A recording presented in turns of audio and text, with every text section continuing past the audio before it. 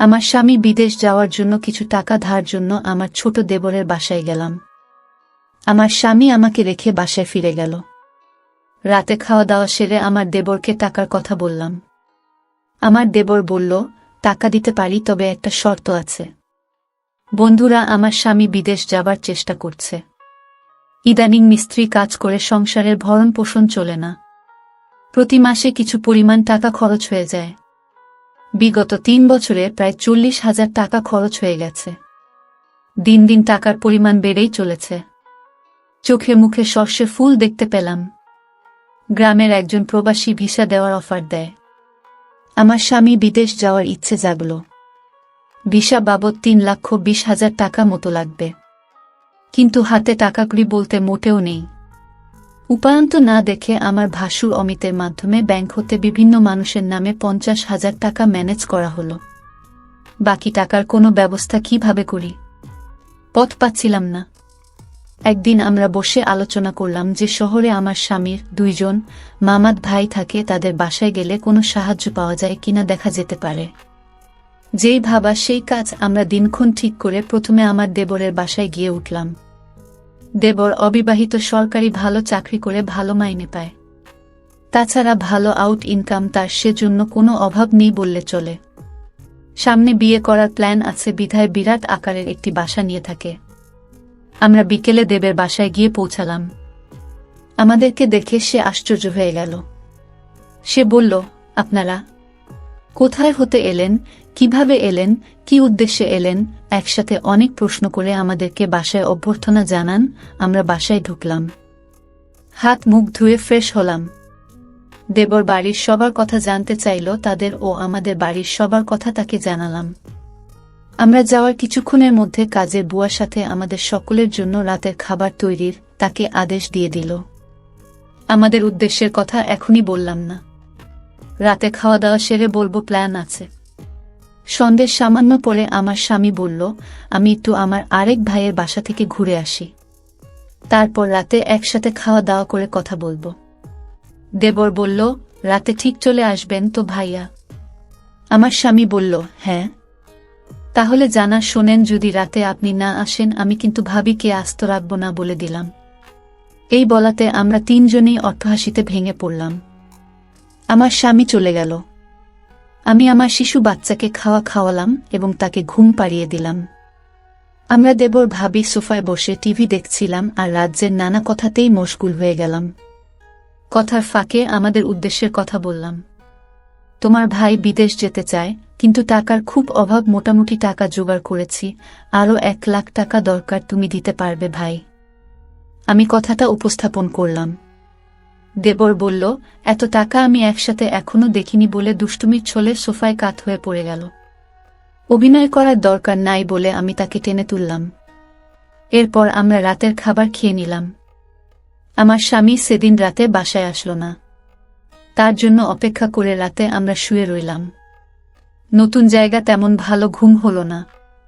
সকালে স্বাভাবিকভাবে নাস্তা সেরে নিলাম। আমার স্বামী আসলো, তাকে নাস্তা দিলাম। আমরা চলে যাবার প্ল্যান করলাম। তার আগে আবার একবার দেবকে টাকার কথা বললাম। দেবর বলল, টাকা জোগাড় করতে আমার সপ্তাহানেক সময় লাগবে। কখন লাগবে তোমাদের টাকা?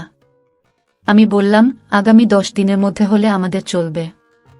আমার স্বামীর দিকে লক্ষ্য করে বলল, তাহলে আগামী সোমবার তুমি আবার এসো, আমি কিছু টাকা দিতে পারবো। বাকি টাকা তুমি অন্য কোথাও সংগ্রহ করতে পারো কিনা দেখ। আমার স্বামী কি যেন চিন্তা করলই। তারপর বলল, তাহলে আমি তোর ভাবিকে রেখে যাই। তুই যত তাড়াতাড়ি পারিস টাকা জোগাড় হলে তোর ভাবিকে পাঠিয়ে দিস, কেমন? আমি আপত্তি করলাম। আমার স্বামী আড়ালে নিয়ে আমাকে বলল, যদি আমরা কেউ সামনে না থাকি তাহলে সে যদি টাকার কথা ভুলে যাবে। আর তুমি এখানে থাকলে এমন কিছু ঘটবে না। তুমি এখানে থাকো, টাকা যে কোনো উপায়ে আমাদের পেতে হবে। আমি বাড়ি গিয়ে বাকি টাকা জোগাড় করতে হবে। আর তুমি বুঝিয়ে সুঝিয়ে বেশি টাকা নিতে পারবে কি না দেখবে। আমি রয়ে গেলাম। আমার স্বামী চলে গেল। আমার স্বামীকে গাড়িতে তুলে দিয়ে 1 ঘন্টার মধ্যে দেবর ফিরে আসলেও দিনে কোনো প্রকার দুষ্টুমি করেনি।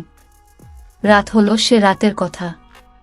কিছুক্ষণ পর বলছি, রাত প্রায় 9টা বাজলো। আমরা রাতের খাওয়া দাওয়া সেরে নিলাম। এবার ঘুমানোর পালা। আমি আমার শিশু সন্তানকে পাত্রে দুধ খাওয়ায় ঘুম পাড়িয়ে নিলাম। আমি বিছানায় গিয়ে শুনলাম দেবর টিভি অন করে সোফায় আরাম করে বসল। বসে আমায় ডাকল, ভাবি সোফায় আসো। আমি কোনো জবাব না দিয়ে বিছানায় শুয়ে রইলাম। একবার আমাকে ডেকে সাড়া না পাওয়ায় সোফা হতে উঠে আসলো এবং আমাকে ভাবি বলে ডাকতে লাগল। আমি সাড়া না দিয়ে পারলাম না। বললাম, অনেক রাত হয়েছে, ঘুমিয়ে পড়ো। এরপর সে বিছানায় গিয়ে শুয়ে পড়ল। কতক্ষণ ঘুমালাম জানি না, আমার ঘুম ভেঙে গেল। আমার ঘুম ভাঙলে আমি তাকে বুঝতে দিলাম না। বুঝতে পারলাম ঘুমের মধ্যে কি ঘটনা ঘটে গেছে। ভাবলাম আর থাকবো না, চলে যাব।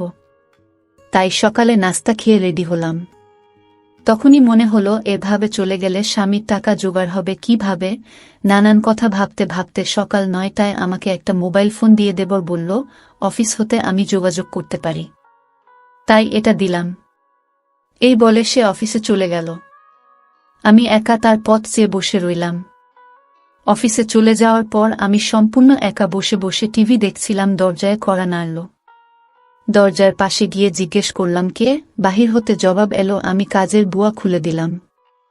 ভুয়া পাক শাক সব শেষ করে আমার কাজ হয়ে গেছে বিদায় নিয়ে চলে গেল।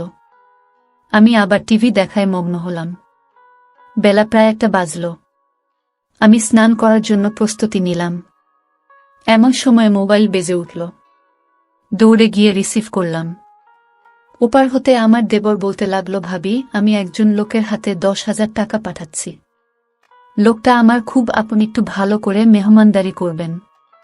চা নাস্তা যা চায় তা দেবেন, কোনো কার্পণ্য করবেন না, বুঝলেন? টাকাগুলো আপনার জন্য। আমি ঠিক আছে বলে ফোন রেখে দিলাম। আমি আবার টিভি দেখার জন্য সোফায় বসলাম। টিভিতে একটা ইংলিশ সিনেমা চলছে। এমন সময় দরজায় কড়া নাড়ার শব্দ হলো। দরজা খুলে দিলাম। এ কি দেখছি! সম্পূর্ণ এক নিগ্র মানুষ, প্রায় 6 ফুট লম্বা। হাতের আঙুলগুলো যেন আমাদের বাঙালিদের হাতের বাহুর মতো, যেমন লম্বা তেমনি মোটা।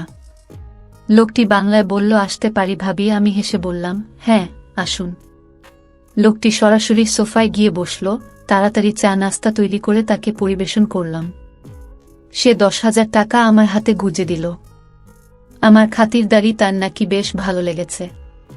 বিদায়ের সময় আমার কান্না এসে গেল। সে আমাকে বলল, কেঁদো না। যদি সম্ভব হয় আমি আবার একবার আসবে। তার চলে যাওয়ার পথে এক দৃষ্টিতে তাকিয়ে রইলাম। ভাবলাম সে যদি আমাকে সাথে নিয়ে নিত। বিকাল বেলায় আমার দেবর অফিস হতে ফিরে এসে লোকটির কথা জানতে চাইল, টাকা দিয়েছে কিনা। বললাম, হ্যাঁ দিয়েছে। আমার দেবর আশ্চর্য হয়ে আবার জানতে চাইল, তাহলে দিয়েছে? আমি বললাম, হ্যাঁ দিয়েছে। তো এতে আশ্চর্য হওয়ার কি আছে? আমার দেবর হেসে উঠে বলল, এমনি এমনি দেওয়ার কথা ছিল না। আমি কোনো কথা না বলে চুপ হয়ে রইলাম। আমার নীরবতা এসে যা বোঝার বুঝে গেল। আমাকে বলল, ভাবি, দুনিয়াটা বড়ই কঠিন। কেউ কাউকে এমনি এমনি টাকা দিতে চায় না, সবাই বিনিময়ে চায়। সে আমাকে ধারে টাকা দিয়েছে, যথাসময়ে এগুলো ফেরত দিতে হবে। আমি তোমাদের টাকা প্রয়োজনের কথা এবং তোমার উপস্থিতির কথা সব জানিয়েছিলাম। তুমি যদি দাদাকে যদি কিছু না বলো, তাহলে 1 থেকে 2 লাখ টাকা জোগাড় করে দেওয়া যাবে।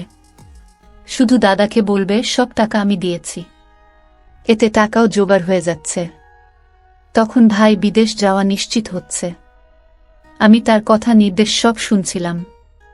উপদেশ শেষ করে আবার সম্মতি জানতে চাইলে আমি কোনো উত্তর না দিয়ে নীরব রইলাম। আমার চোখে ভেসে উঠতে লাগল।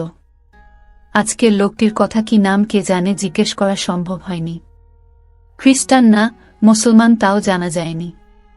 তবে হিন্দু নয় যে, সে ব্যাপারে নিশ্চিত। আমার দেবর আমার সম্মতি আবার স্পষ্ট করে জানতে চাইল। বললাম, আমি কি বলবো, তুমি যা ভালো মনে করে তাই করতে পারে।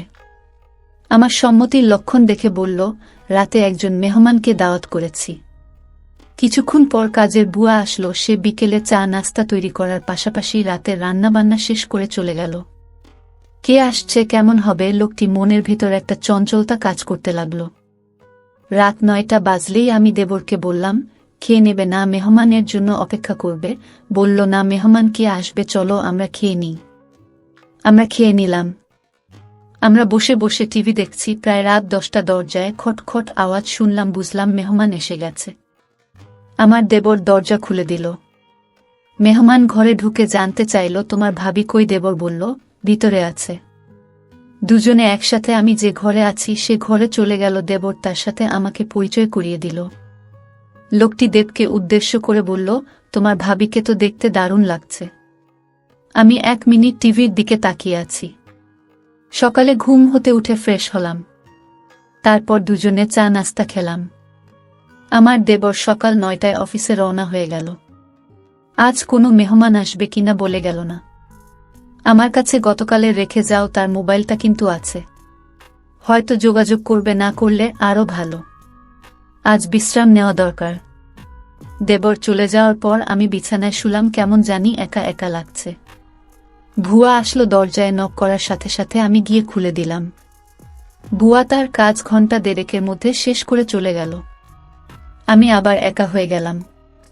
ঘরের দরজার খিল মেরে দিয়ে বিছানায় শুয়ে পড়লাম। আজকের দিনের সব ঘটনা ভাবতে ভাবতে হঠাৎ মনে হলো দরজা খুলে কেউ যেন প্রবেশ করছে। ভাবলাম আমার দেবর হয়তো আজ তাড়াতাড়ি ফিরে এসেছে। বিছানা থেকে উঠলাম না। দেবের সাথে দুষ্টুমি করার জন্য ঘুমের ভান ধরে শুয়ে রইলাম। দেবর ঘরে ঢুকে দরজা বন্ধ করে দিল। আস্তে 1 পা 2 পা করে আমার ঘরে প্রবেশ করল। আমি আজ প্রতিজ্ঞা করলাম, আমি চোখ খুলব না। দেবরটা আমার ঘরে ঢুকে কোনো কথা বলল না। অনেকক্ষণ দাঁড়িয়ে থেকে যাতে করে আমি জেগে না উঠি। আমার কাছাকাছি বসো। চোখ খুলে আমি হতভম্ব হয়ে গেলাম। এ সম্পূর্ণ এক অপরিচিত এক লোক। আগে কখনো তাকে দেখিনি। আমি জিজ্ঞেস করলাম, আপনি কে? বলল, আমাকে কেউ পাঠায় নাই। আমি পাশের বাসায় থাকি এবং এই ঘরগুলোর মালিক। বাসা হতে বের হওয়ার সময় দেখলাম তোমার দরজাটা লাগাওনি। আমি ঢুকলাম। ভাবলাম একটু গল্প করে যাই। সে বলল, আমি তোমাদের সমস্যার কথা শুনেছিলাম। কি সমস্যা বলো তো? জবাবে বললাম, আমার স্বামী বিদেশ যাওয়ার জন্য টাকা ধার চাইতে এসেছিলাম। টাকা জোগাড় হয়েছে। তোমার কি সে আপন দেবর? না, আমার স্বামীর গ্রাম্য বাল্যবন্ধু এবং দূর সম্পর্কের চাচাতো ভাই। লোকটি হেসে উঠল। তাই? চিন্তা করো না, আমি তোমাকে সাহায্য করব। আমি এখানে একা থাকি, কেউ নেই। যতদিন থাকো আমি তোমাকে সেলফ করব। আমি এখনই টাকা দিচ্ছি। এই বলে বাসায় গিয়ে টাকা নিয়ে ফিরে আসলো। টাকা দিয়ে বলল, কাউকে বলবে না। মেঘ না চাইতে জল পেলাম। লোকটা বলল, দুপুর বেলায় আমাদের বাসায় এসো, তোমার সাথে গুরুত্বপূর্ণ কথা আছে। দুপুর হতে আরও 3 ঘন্টা বাকি আছে। অপেক্ষা করতে করতে যখন 2টা বাজল, আমি আস্তে আস্তে 1 পা 2 পা করে বাড়ির মালিকের ঘরের দরজায় গেলাম। দরজায় চোখ রাখলাম, কিছু দেখলাম না। দরজায় আস্তে করে টোকা দিলাম, কারো জবাব পেলাম না। দরজায় হাত দিতেই দরজা খুলে গেল। ভিতরে ঢুকে দেখলাম সে তার রুমে শুয়ে আছে। আমি তার পাশে গিয়ে দাঁড়ালাম। আমায় দেখে খুশিতে হেসে বলল, তুমি এসেছ। লোকটা বলল, তুমি দেখতে আমার বড় মেয়ের মতো। সে দেশের বাইরে থাকে। কয়েক বছর হলো সে বাসায় আসে না। নিজেকে একা একা লাগে। লোকটা বলল, তোমার এখানে আর থাকার দরকার নাই। তোমার যত টাকা লাগে সব আমি দিচ্ছি। দুনিয়াতে এখনো অনেক ভালো মানুষ আছে যারা কোনো বিনিময় চায় না। অনেক দিনের জমানো কথাগুলো তার সাথে শেয়ার করে প্রায় ঘন্টা 2 পর আমি আমার দেবর ঘরে ফিরে এলাম। এভাবে আমার টাকা জোগাড় হয়ে গেলে দেবরকে বললাম, আমি চলে যেতে চাই। দেবর না বলল না। তারপরের দিন সকালে আমায় বাসে তুলে দিলে আমি বাড়ি চলে এলাম। কয়েকদিন পর আমার স্বামী বিদেশ চলে গেল। বন্ধুরা, আজকে বিদায় নিচ্ছি। গল্প ভালো লাগলে একটা লাইক দিয়ে বন্ধুদের সাথে শেয়ার করে দাও। আর এই চ্যানেলটি নতুন দর্শক হয়ে থাকলে চ্যানেলটি সাবস্ক্রাইব করে নিতে ভুলবে না নতুন নতুন গল্প পেতে। দেখা হবে আগামীকালের নতুন ভিডিওতে।